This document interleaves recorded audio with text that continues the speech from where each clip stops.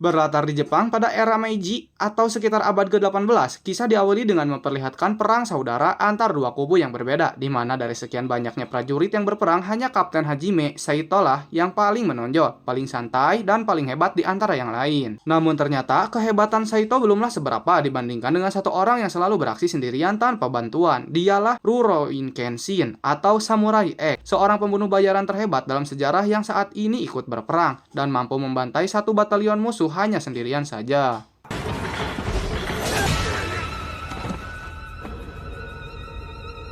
Tak lama, bendera pun diangkat sebagai tanda kemenangan akan salah satu kubu, yang berarti perang telah usai. Namun tidak untuk Saito yang merasa masih belum puas jika belum bisa mengalahkan sang nomor satu, yaitu Kenshin. Akan tetapi, Kenshin kali ini memilih untuk meninggalkan pedangnya sebagai tanda bahwa ia memilih mundur dan pensiun dari dunia persamuraian.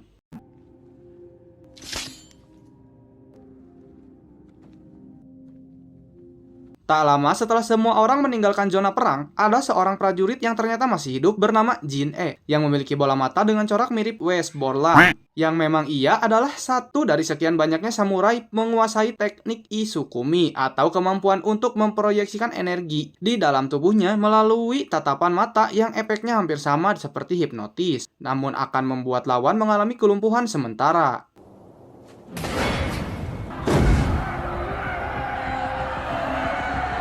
Setelah mendengar banyak suara dari jiwa-jiwa yang mati oleh pedang milik Kenshin, Jin-e memutuskan untuk mencurinya dan berencana untuk menjadi Batosai selanjutnya. Cerita lalu berpindah pada 10 tahun sejak perang usai, di mana kota ini menjadi maju dan damai, aman, sejahtera berkat seorang pemimpin yang memulai era baru sesuai dengan perkembangan zaman pada masa itu.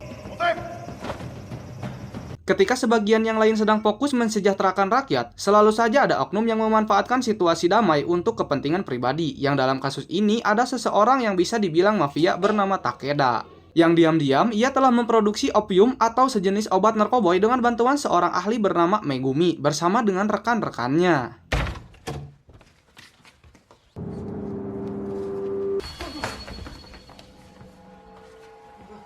Takeda di sini pun menyuruh pasukan pribadinya untuk menghabisi semua rekan Megumi dengan maksud untuk meminimalisir bocornya informasi opium ini, di mana hanya Megumi lah yang tetap dibiarkan hidup karena hanya dialah satu-satunya orang yang tahu bagaimana cara membuat opiumnya. Sementara satu rekannya berhasil kabur, namun Takeda membiarkannya pergi dan menyuruh satu anak buah spesialnya untuk mengejar dan menghabisi pekerja tersebut.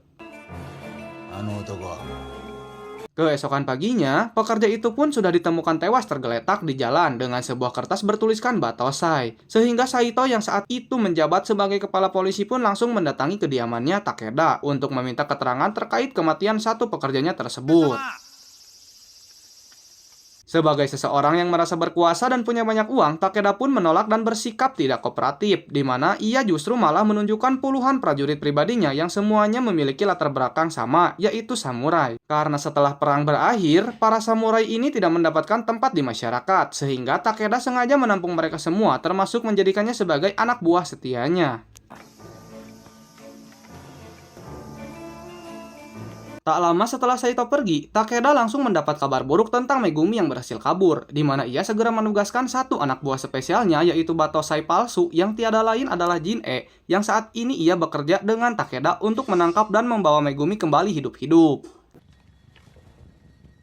Tak membuang waktu, Jin-e langsung mendatangi kantor polisi tempat Megumi bersembunyi, di mana ia yang masih ngaku-ngaku sebagai Batosai pun langsung membantai habis semua petugas polisi tanpa tersisa satupun. Sedangkan Megumi sendiri berhasil kabur melalui jalan belakang.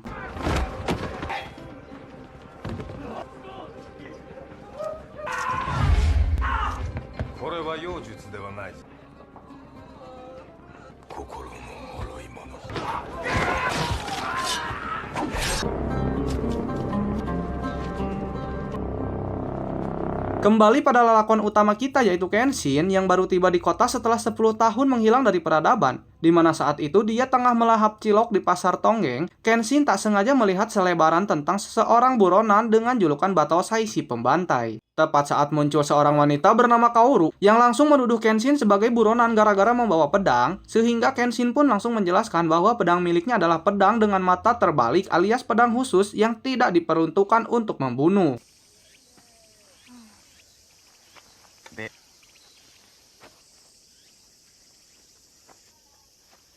Tak lama setelah mereka berdua berpisah, Kaoru secara kebetulan melewati jalan dekat kantor polisi tepat saat Jin-e baru saja selesai menghabisi semua petugas. Di mana Kaoru yang ayahnya tewas gara-gara dibunuh oleh Batosai asli pun langsung menantang Jin-e untuk bertarung. Yang tepat saat Kaoru akan dihabisi, tiba-tiba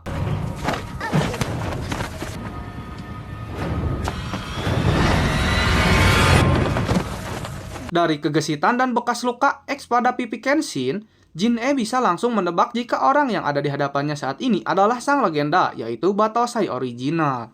Hal itu semakin diperkuat ketika jurus hipnotisnya tak mempan terhadap Kenshin yang punya energi Chi sangat besar, sehingga daripada membuat dirinya celaka, Jin-e memilih untuk membiarkan mereka berdua pergi tepat saat para petugas baru muncul di lokasi.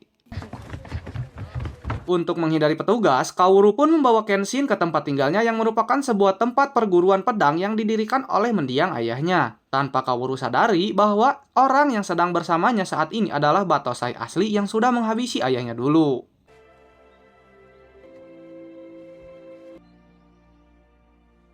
Tak lama setelah Kenshin pergi, muncullah adiknya yang datang setelah bermain di luar. Yang tepat saat Kaoru akan latihan pedang, muncullah para begundal yang datang untuk membeli paksa perguruan ini sesuai perintah dari majikan mereka yaitu Takeda. Yang karena Kaoru menolak, mereka semua langsung melakukan pengerusakan termasuk menyakiti Kaoru dan adik kecilnya.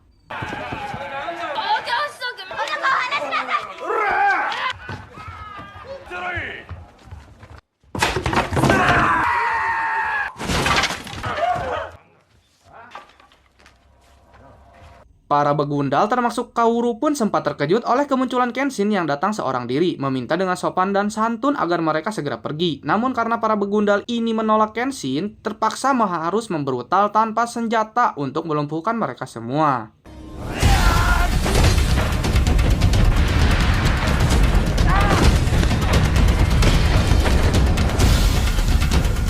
Pertarungan pun dilanjutkan di dalam dojo, di mana Kenshin akhirnya menunjukkan kesaktiannya dalam bertarung, yang bahkan tak satu begundal pun mampu berhasil menyentuhnya.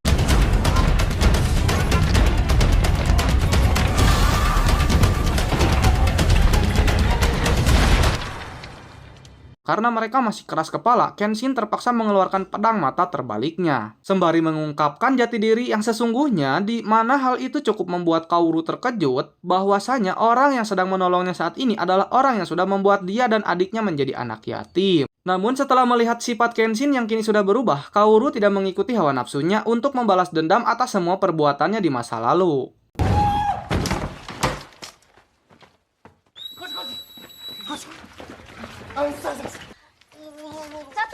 Akibat kejadian ini, Kenshin harus dibawa oleh para petugas untuk dipenjara bersama dengan tahanan lain, yang mana di situ ada seorang tahanan yang merupakan pendekar yang lumayan bisa bertarung bernama Sanosuke yang tiba-tiba soak saat Saito memanggil Kenshin dengan nama Batosai.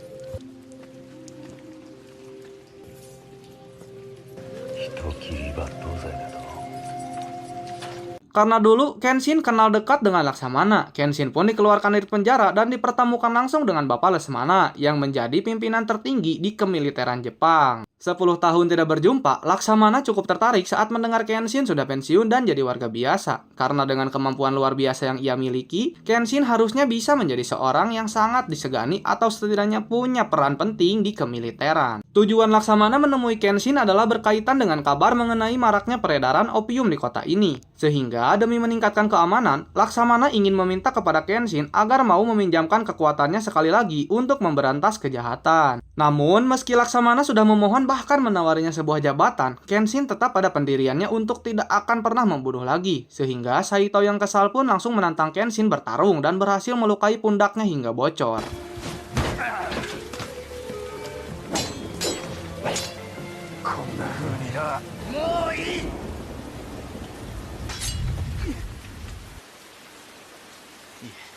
Setelah dinyatakan tidak bersalah, Kenshin pun dibebaskan dari hukuman, di mana Kenshin benar-benar sangat terkejut saat melihat Kaoru datang menjemput bahkan menunggunya di tengah hujan. Dan dari sekian banyak kata yang terucap, Kenshin sangat amat terharu tak kala Kaoru mengatakan bahwa dia tidak peduli dengan siapapun Kenshin di masa lalu. Yang terpenting sekarang, Kenshin sudah tobat dan harus tetap menjadi orang baru yang jauh lebih baik.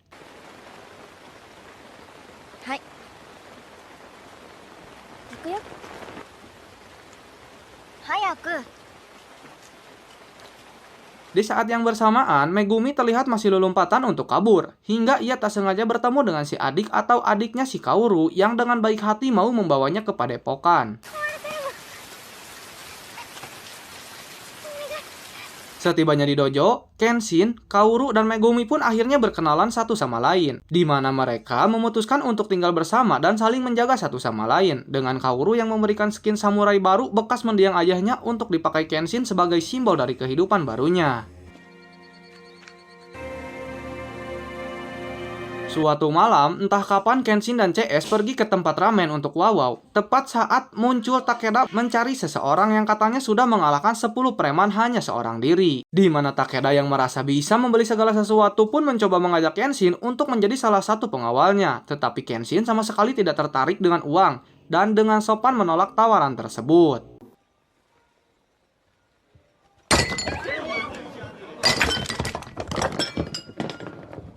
Tak lama muncullah Sanosuke, si pendekar pedang kuda yang dengan sombongnya mengklaim bahwa dirinya jauh lebih hebat dari Kenshin si Batosai. Sehingga apabila Sanosuke senilai dengan uang yang Takeda tawarkan, maka ia harus mengalahkan Kenshin tepat disaksikan oleh semua orang.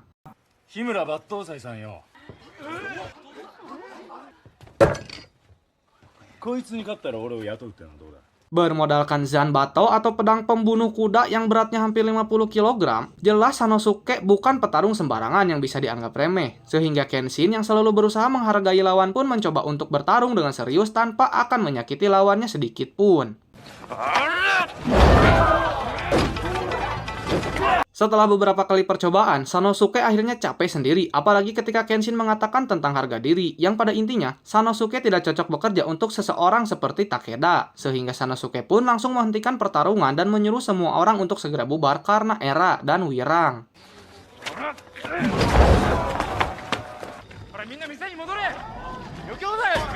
Singkatnya, beberapa bulan berlalu muncullah wabah penyakit yang membuat banyak warga mengalami demam tinggi setelah meminum air dari dalam sumur yang sama. Di sini, Megumi yang sudah tahu seberapa licik Takeda pun langsung bisa menebak jika ini adalah ulahnya demi bisa mengambil alih dojo dan semua tanah di wilayah ini. Sanosuke yang juga tinggal di kampung ini pun tak sengaja bertemu dengan Kenshin, dan mau tidak mau harus mengesampingkan egonya dulu yang karena Megumi bergelut di dunia medis dan obat-obatan. Ia pun langsung mengkompakkan Kenshin dan CS agar segera mengumpulkan bahan-bahan yang diperlukan untuk mengobati semua warga yang sakit. Beberapa jam kemudian, kondisi warga akhirnya berangsur membaik berkat tangan dingin Megumi dalam mengambil tindakan. Tepat di samping wahangan, berdua dengan si Kenshin, Megumi akhirnya jujur bahwa dia adalah mantan pembuat opiumnya Takeda. Sehingga demi keselamatan semua warga, Megumi bermaksud untuk menyerahkan diri kepada Takeda sekaligus membujuknya agar mau menghentikan semua teror ini.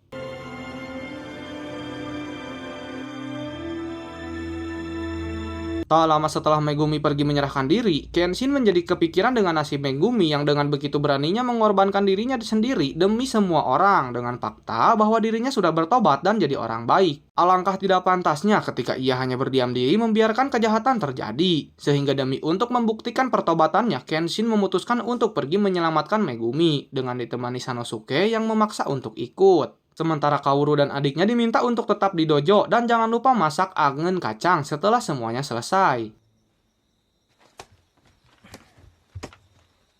Megumi sendiri terlihat baru sampai di kediaman Takeda yang dengan tidak malunya memukuli dan menendang seorang perempuan, di mana kelakuannya seketika terhenti saat mendengar suara ramai-ramai di luar yang ternyata itu adalah Kenshin yang sudah tiba di tempat ini.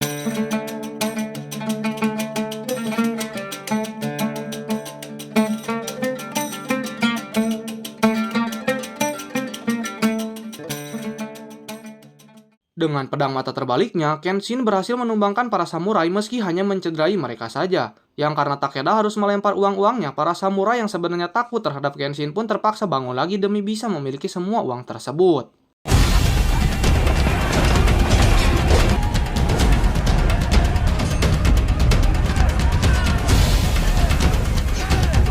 Berkat bantuan Sanosuke dengan pedang Janbatonya, puluhan samurai pun berhasil dikalahkan, sehingga sekarang giliran mereka masuk ke dalam rumah untuk mengambil kembali Megumi dari tangan Takeda. Tiba di rumah, mereka berdua pun bertemu dengan salah satu pengawal Takeda yang merupakan seorang garong jago gelut, yang mana Sanosuke mengajukan dirinya untuk menghadapi garong tersebut dan mempersilahkan Kenshin untuk maju duluan. Tanpa menggunakan pedang atau senjata tajam sejenisnya, Sanosuke dan si Garong pun bertarung dengan gaya tangan kosong, di mana dua-duanya memiliki kemampuan tinju yang sama. Sehingga, pertarungan pun berlangsung cukup alot, sampai-sampai harus makan dan minum dulu untuk memulihkan staminanya.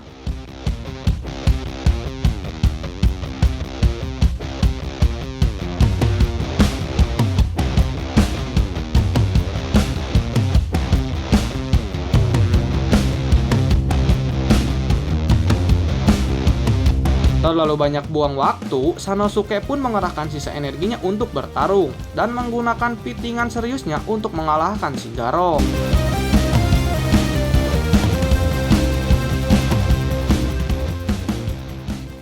Kembali kepada Kenshin yang harus menghadapi samurai bernama Gen yang selalu bertopeng untuk menutupi luka bakar pada wajahnya, di mana Gen ini merupakan satu-satunya samurai yang menggunakan alat modern sebagai senjata bertarungnya.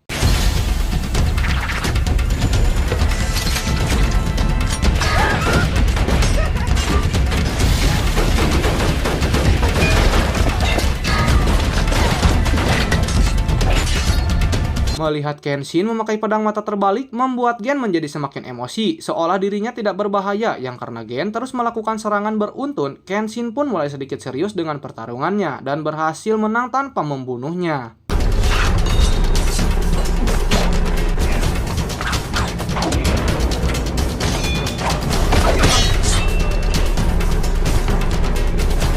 Setelah Sanosuke muncul, mereka berdua pun langsung naik ke lantai selanjutnya. Yang tepat saat mereka akan masuk ruangan si Takeda, inilah yang terjadi. Karena Takeda tidak bisa bertarung, ia pun memakai senjata modern yaitu pistol rolet, yang bisa mengeluarkan banyak peluru dalam satu kali tembakan. Sempat terdesak, Saito pun datang terlambat dan langsung memberitahu bahwa senjatanya hanya bisa menembak ke satu arah saja. Sehingga mereka bertiga pun pura-pura menyerah agar bisa menyerang dari berbagai arah.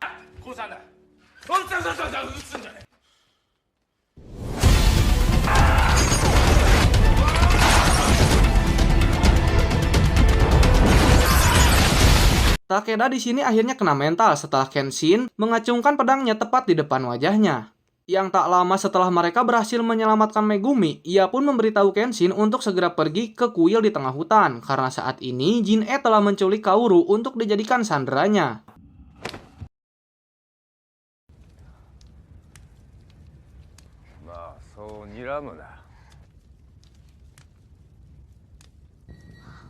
Setibanya di kuil tengah hutan, Jin-E terlihat sudah menunggu kedatangan Kenshin yang memang sudah lama Jin-E nantikan momen seperti ini. Harus diingat, ketika seseorang sudah menjadi yang nomor satu dan tak terkalahkan, maka akan banyak sekali musuh yang berusaha menantang. Yang dalam kasus ini adalah Jin-E yang juga ingin menjadi orang pertama yang berhasil mengalahkan sang Batosai. Sehingga tanpa buang waktu lagi, Jin-E langsung menyerangnya.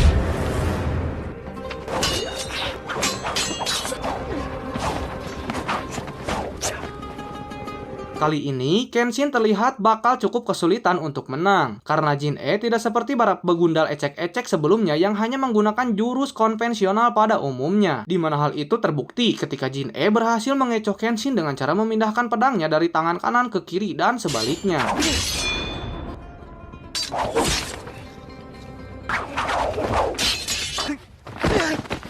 Menganggap Kenshin tidak serius bertarung, Jin-E pun menggunakan teknik hipnotisnya untuk membuat Kaoru mengalami sesak napas dan akan tewas dalam waktu 2 menit. Yang mana satu-satunya cara untuk mematahkan jutsu atau teknik tersebut adalah dengan menghabisi pengguna jutsu itu sendiri. Sehingga secara tidak langsung, Jin-E memaksa Kenshin untuk menjadi Batosai seperti dulu lagi dengan maksud agar niat tobatnya gagal dan tidak menjadi pribadi yang lebih baik.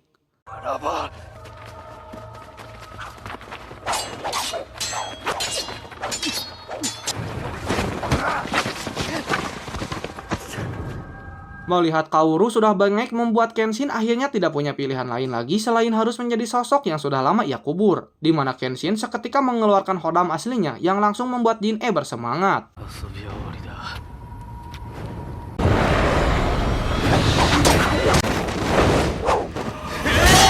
Jika saja mata pedang Kenshin tidak terbalik, mungkin kepala Jin-E sudah terbelah amburadul. Yang karena Jin-E masih keras kepala ingin bertarung sampai habis-habisan, Kenshin pun mulai mengeluarkan jurus yang dulu bisa ia pakai untuk membantai. Sehingga, jangan salahkan emak-emak naik motor apabila Jin-E menyesal dengan keinginannya.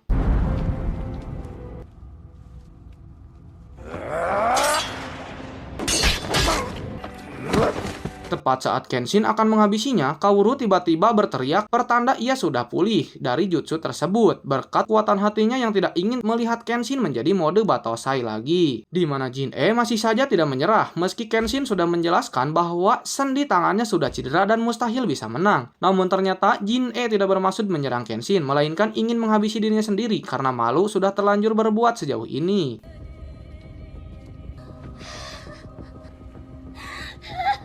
Tak lama, Saito dan para petugas pun datang terlambat ketika momen gentingnya sudah lewat, sehingga Kenshin langsung menggendong Kaoru ke dojo untuk mendapatkan perawatan intensif. Setelah Takeda ditangkap dan para samurai dicabut izin pedangnya, Kaoru, Megumi, Sanosuke, dan Kenshin pun bisa hidup tenang dengan akan menjadi keluarga baru dan akan menghidupkan kembali dojo tersebut tanpa ada pernikahan di antara mereka. Dan film pun tamat.